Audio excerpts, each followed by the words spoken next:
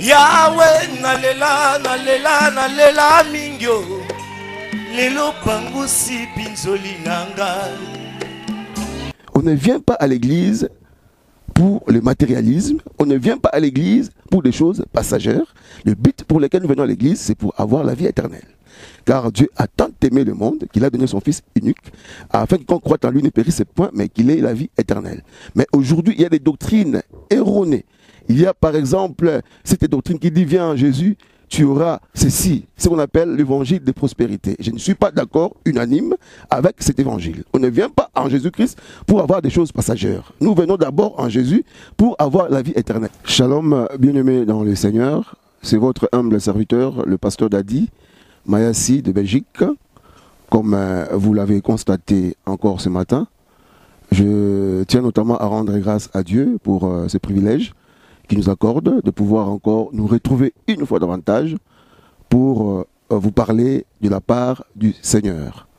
Ce matin, j'aimerais aussi vous apporter un message révélateur. C'est sur le salut dans toutes ses facettes. Je répète, le thème de notre enseignement, c'est le salut dans toutes les facettes.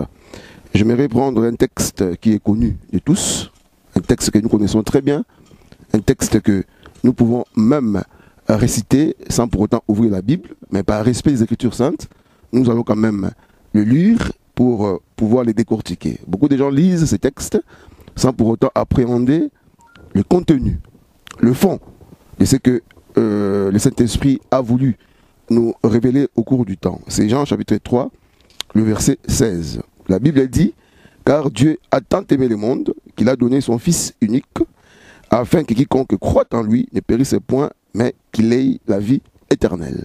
J'aimerais d'abord vous définir le salut. C'est quoi le salut? Le salut en grec, c'est soteria. Soteria signifie la délivrance. Soteria signifie quitter les ténèbres vers l'admirable lumière. Soteria signifie laisser le monde, abandonner le péché pour la vie éternelle. J'aimerais vous faire une brève historique par rapport à la Bible, par rapport à l'histoire du salut. Le Créateur des cieux et de la terre ne nous a pas créés pour pouvoir souffrir dans ce monde. Il ne nous a pas créés pour qu'un jour nous puissions aller à l'enfer. Il nous a créés tout simplement pour vivre aussi une vie heureuse sur la terre de vivants. Et quand on regarde les récits de la création, on voit que notre père, notre ancêtre, Adam, avait, n'est-ce pas, commis un péché. C'est le péché qui avait séparé Adam du plan merveilleux de Dieu. Adam signifie tirer de la poussière.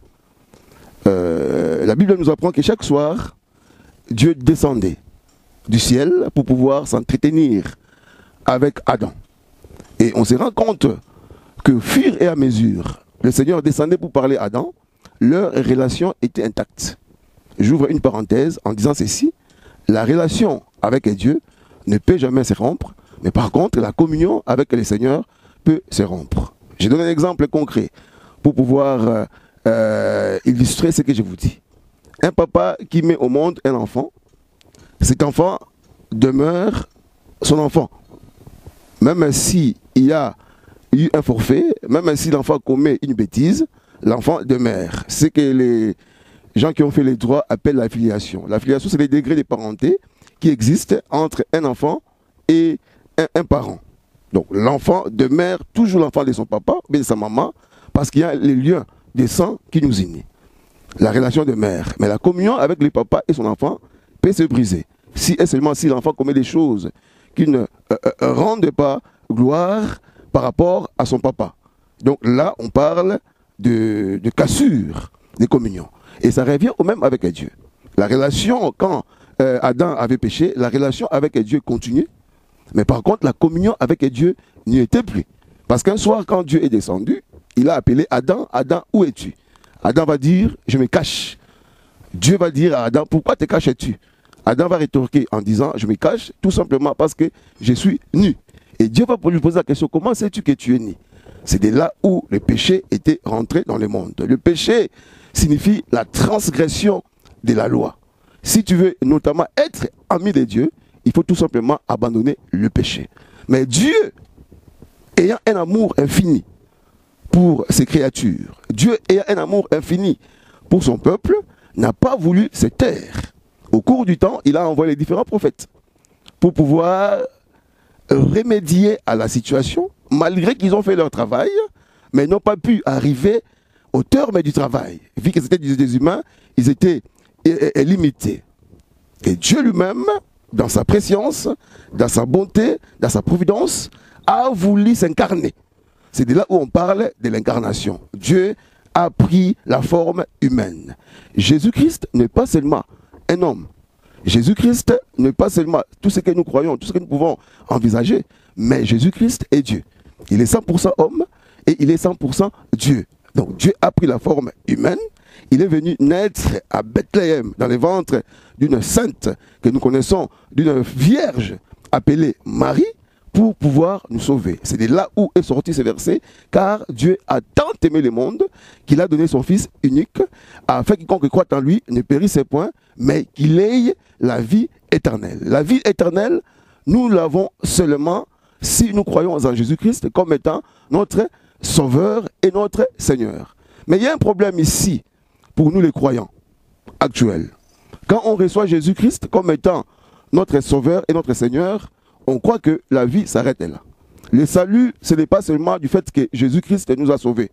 Le salut, c'est aussi vivre une communion intense avec le Seigneur Jésus-Christ. C'est-à-dire abandonner toute vie pécheresse.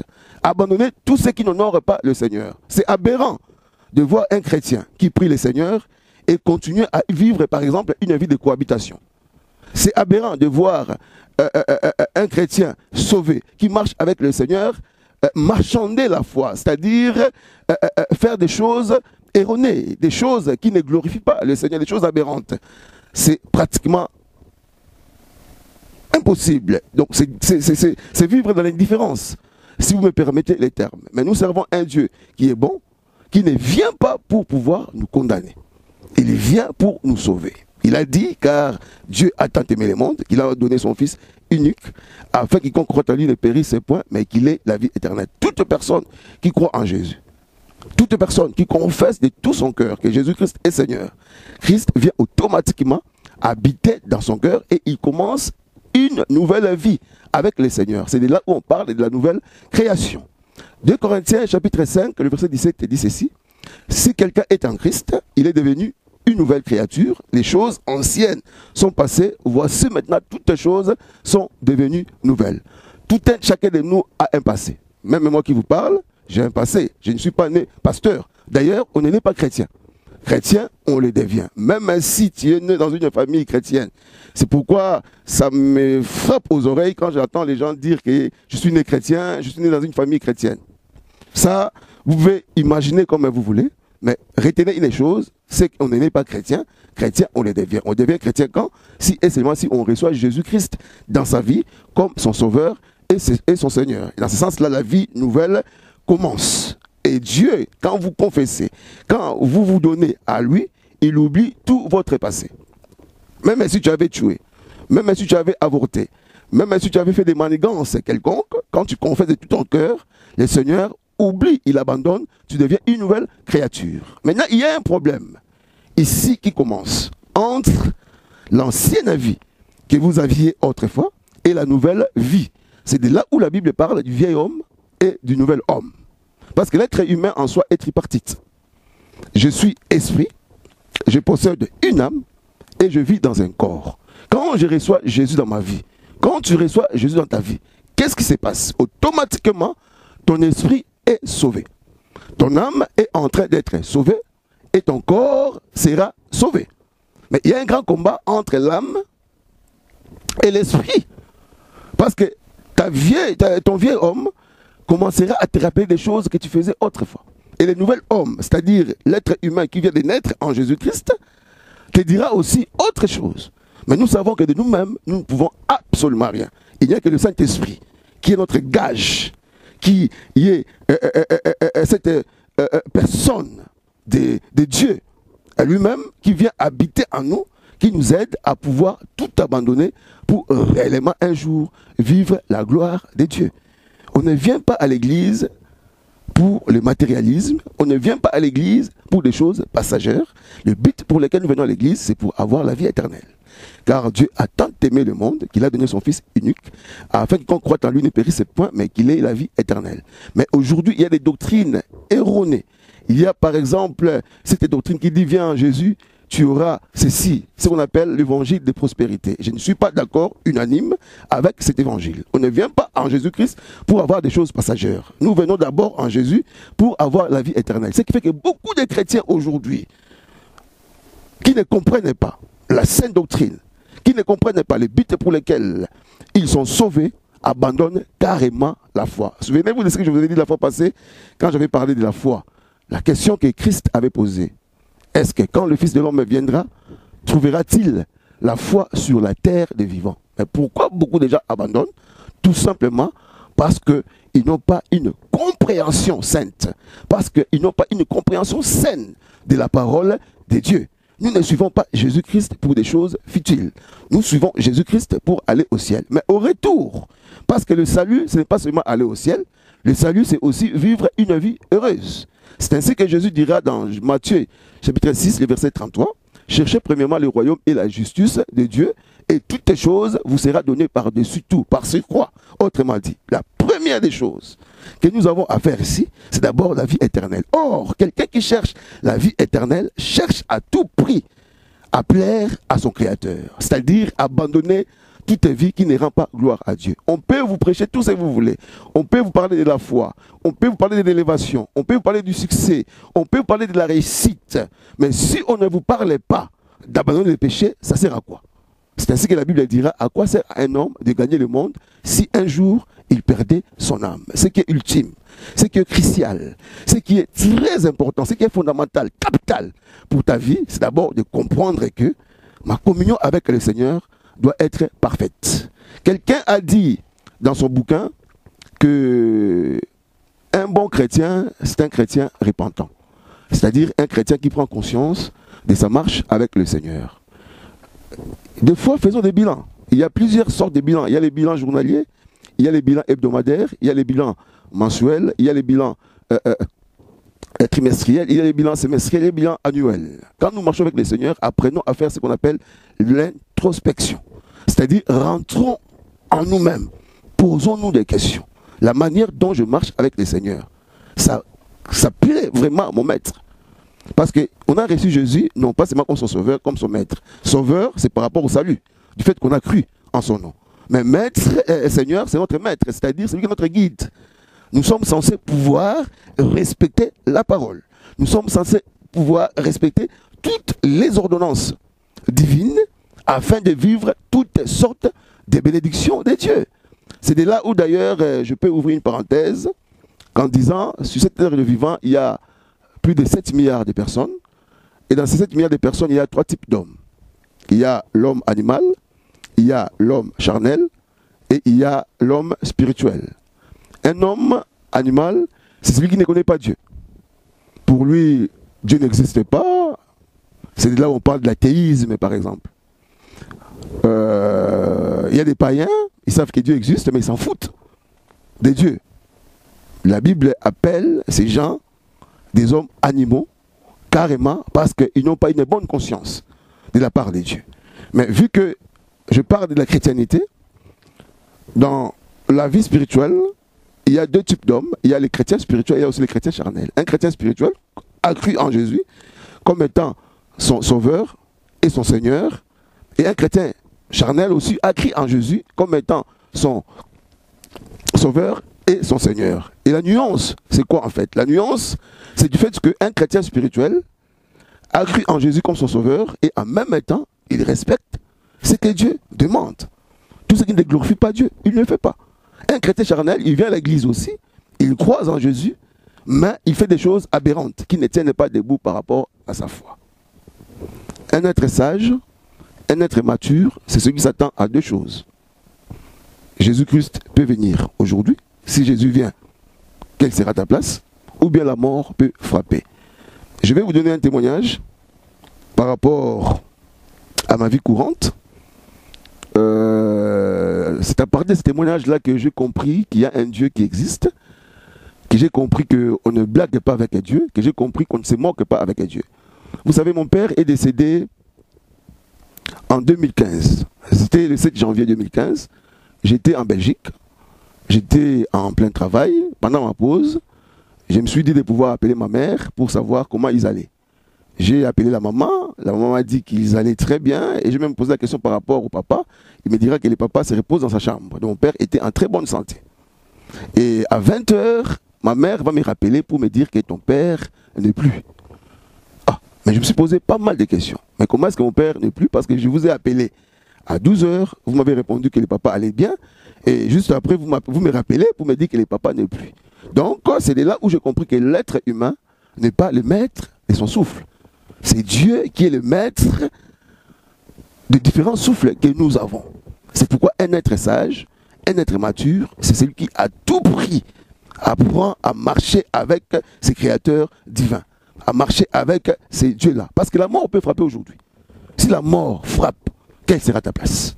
L'enfer est réel. Beaucoup de gens disent que l'enfer n'existe pas. Si, l'enfer est réel. L'enfer est réel, l'enfer existe. Mais gloire soit rendue à Dieu.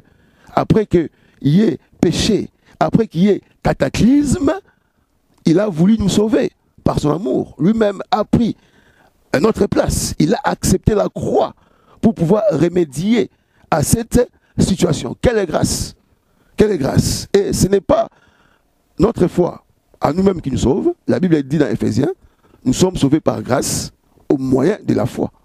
Donc pour être sauvé, il faut que la grâce de Dieu puisse se présenter. Alors que nous savons la grâce, c'est une faveur imméritée. Personne ne mérite d'être sauvé. Même moi qui parle, je ne mérite pas d'être sauvé. Pasteur, je le suis devenu par grâce. C'est parce que Dieu m'a aimé depuis l'éternité. Même vous qui me suivez, chrétiens que vous êtes, c'est par la grâce de Dieu. Alors comme Dieu vous a sauvé par la grâce et que vous êtes chrétien, vous savez que vous êtes chrétien, marchons sous cette crainte. Cherchons à tout prix à plaire le Seigneur. Cherchons à tout prix à être réellement des chrétiens spirituels. Des gens qui savent que quoi que je ne fasse, le Seigneur est là, Dieu me voit. Il y a beaucoup de chrétiens qui sont des hypocrites, qui font des choses en catimini, qui font des choses en cachette. Ils croient que le bon Dieu ne les voit pas. Non, Dieu voit partout, il est esprit. Dieu est omniprésent, il est omnipotent, il est omniscient. Partout il est, il connaît tout. Et rien ne peut cacher, ne peut se cacher aux yeux de Dieu. Donc apprenons vraiment à maintenir notre communion avec le Seigneur. Certes, on est chrétien, mais il y a beaucoup de gens qui sont devenus des chrétiens des noms. Ils viennent à l'église, ils chantent, ils prêchent même la parole. Il y a des pasteurs charnels qui prêchent la parole, mais des impudiques qui courent derrière les sœurs de l'église, par exemple, qui courent derrière les choristes. Ça ne rend pas gloire à Dieu. Apprenons à servir Dieu de tout cœur. Certes, servir Dieu n'est pas facile, mais nous savons très bien que la récompense est énorme. Nous sommes arrivés au temps de la fin, où Jésus-Christ aimerait venir prendre l'église. L'église qui est son épouse. Si Jésus revient aujourd'hui, admettons, quelle sera ta place? Est-ce que tu prends conscience de cela? Est-ce que tu essayes de te repentir à tout moment? Beaucoup de gens ne comprennent pas ce que c'est la repentance. Ce qui fait qu'on fait des choses quasi tout le temps qui blessent même le cœur de Dieu. La repentance en grec, c'est métanoïa. Métanoïa signifie le regret radical. C'est-à-dire après que tu aies péché. Parce que la Bible dit, si quelqu'un dit qu'il n'a pas péché, c'est un menteur. Même moi qui vous parle, il m'arrive des fois de pouvoir pécher. Mais ce qui importe le Seigneur, ce n'est pas les péchés que tu as fait. Ce qui importe Dieu ici, c'est du fait que tu puisses pécher et te repentir. Donc la repentance, c'est le regret radical. Quand tu pêches, tu avoues ton péché. De tout ton cœur, Seigneur, pardonne-moi d'avoir péché. Et on ne s'arrête pas là, on abandonne. C'est de là où la Bible dit que celui qui se cache ses péchés, ou bien ses transgressions, ne prospèrent point, mais celui qui les avoue et les délaisse obtient miséricorde. Pour pouvoir obtenir miséricorde de la part de Dieu, la première des choses, il faut d'abord avouer ton péché ou bien tes péchés, confesser de ton cœur et ne pas seulement s'arrêter là, abandonner aussi. Quand tu abandonnes, tu obtiens miséricorde. Dieu est miséricordieux. Sa bonté dure à toujours. Il te tend la main. Souviens-toi de ton premier amour, là où tu es tombé. Répands-toi. Ne t'arrête pas là. Le diable est malin. Nul n'est redevable au diable. Mais nous sommes redevables à ce Dieu-là.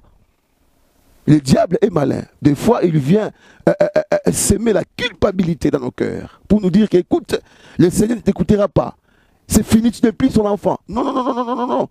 La relation demeure, mais la communion se brise. Et la communion ne peut que se restaurer si et seulement si on prend conscience de ce qu'on a fait, on demande pardon et qu'on continue. La vie éternelle, c'est une vie délicieuse. J'accepte de tout rater, j'accepte de tout manquer, mais je ne préfère même pas en un jour rater la vie éternelle. Je ne préférerais pas que tu puisses rater cette vie délicieuse que le Seigneur nous accorde.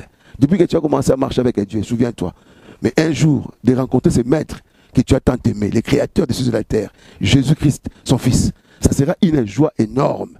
Pour tous ceux qui sont arrivés au bout, je vous parle maintenant. Parce que c'est très important ce que je dis.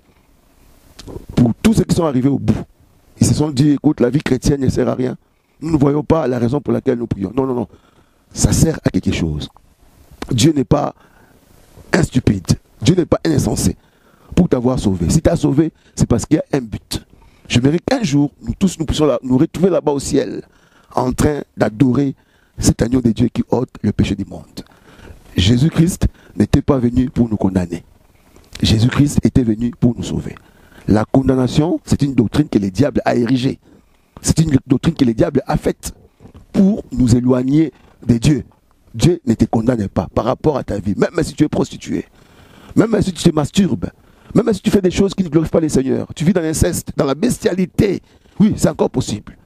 Si tu acceptes de tout ton cœur que le Seigneur peut te sauver, il viendra pour pouvoir le faire. Même nous des chrétiens, des noms, on vient à l'église, on est là, on prie aussi. Mais on fait des choses qui ne rendent pas gloire à Dieu. Il est temps de pouvoir abandonner. Parce que nous pouvons même rater ce que le Seigneur a préparé pour nous. Une grande question, une question majeure. Est-ce qu'un chrétien peut-il faire perdre le salut? C'est une question qui a suscité pas mal de controverses. C'est une question qui a suscité pas mal de polémiques au cours du temps. Il y a même des théologiens de ces siècles qui se sont séparés par rapport à cette question. Il y a plusieurs courants qui prônent différentes choses. Il y a des ceux qui disent qu'un chrétien ne peut pas perdre le salut. Parce que pourquoi quelqu'un qui est sauvé aura-t-il encore à perdre son salut? Il y a des gens qui disent que oui, un chrétien peut perdre le salut. Alors j'aimerais pencher entre les deux tendances pour équilibrer les choses. La première tendance, c'est qu'un chrétien peut perdre le salut. Un chrétien peut perdre le salut. C'est du fait qu'il a accepté Jésus-Christ dans sa vie, il marche avec lui, mais il abandonne cette vie spirituelle, cette vie chrétienne. Il peut perdre le salut. Mais on dit ici, l'autre tendance dit qu'il ne peut pas perdre le salut parce que Dieu est juste, il aidera la personne à pouvoir marcher jusqu'au bout. Donc en résumé, ce que je vous dirais, il est temps de pouvoir conserver notre salut. De pouvoir conserver notre salut parce qu'il est tellement délicieux, il est tellement capital. Parce que Jésus-Christ était allé à la croix pour cela. Et comme il était allé à la croix pour cela, persévérons. Ceux qui vont persévérer jusqu'à la fin, ce sont eux qui vont pouvoir garder leur salut. Voilà, je suis arrivé au bout de mon message. Je vous bénis au nom de Jésus. Et mon souhait, les souhaits de Dieu, notre souhait, c'est un jour de pouvoir rencontrer ce maître de l'univers. Voilà, c'est votre Samuel Dadi Mayassi de Belgique. Mon numéro est le 0032 472 484 923. Celui-là, c'est le numéro de Belgique. Si vous voulez avoir mon numéro d'ici, ça va dérouler devant vos petits écrans, comme la fois passée. Vous allez voir, vous me contactez comme vous voulez. Je vous aime de tout votre cœur, de tout mon cœur. Que le Seigneur bénisse abondamment. Yahweh, nalela, nalela, nalela, mingyo. Lelo pangusi pinzoli nanga. Toi qui fais de bonnes choses en son temps. Yes. Lelo pangusi pinzoli nanga.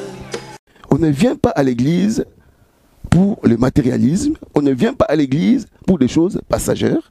Le but pour lequel nous venons à l'église, c'est pour avoir la vie éternelle. Car Dieu a tant aimé le monde qu'il a donné son Fils unique, afin qu'on croit en lui ne périsse point, mais qu'il ait la vie éternelle. Mais aujourd'hui, il y a des doctrines erronées. Il y a par exemple cette doctrine qui dit, viens en Jésus, tu auras ceci, ce qu'on appelle l'évangile de prospérité. Je ne suis pas d'accord, unanime, avec cet évangile. On ne vient pas en Jésus-Christ pour avoir des choses passagères. Nous venons d'abord en Jésus pour avoir la vie éternelle.